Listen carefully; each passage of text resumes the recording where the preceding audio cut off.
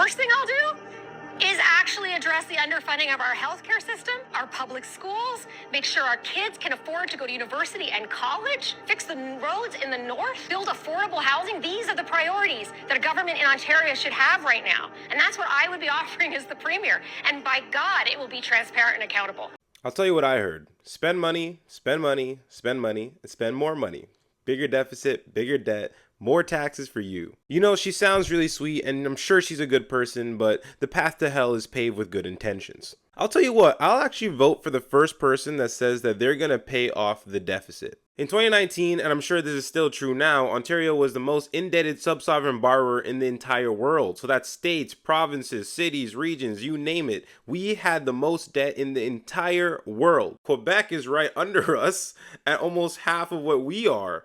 It was just still crazy because when you look at California, New York, Texas, like look how low their numbers are. New York and Texas are literally like 1/4 of ours or less. And then you look at Ontario's and it's just crazy. 354. This was in 2019, 2018. Right now it's around 400, 500 billion. In 20 years, our debt grew by 200% regardless of who was running Ontario. It seems that one thing that Ontario premiers all have in common is that they spend much more than they produce. This report even states that if the debt grew based on the rate of inflation and population growth, our debt would be $182 billion lower today. How about we get a little bit more personal and talk about how much Ontarians are paying per person, which is roughly increased by $300 per year. Here's a statement from the Financial Accountability Office of Ontario, which with all this spending, who would have thought we even had one of those? Regardless of the party in power, the past 20 years have been marked by continuous overspending and rapid debt growth.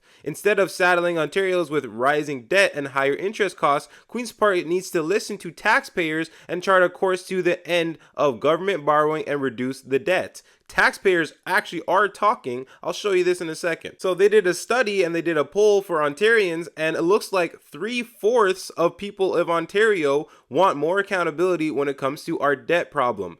By the way, nobody cares because these people just get in and they still spend more money. I mean, with over 50% inflation over the past 20 years and Ontarians barely being able to pay for groceries, a bunch of us are lining up at food banks. I mean, all that stuff that they say in federal government where they say the people are lining up at food banks, most of that is in Ontario. So we're getting screwed right now, and our premiers don't care. Doug Ford just bought a jet.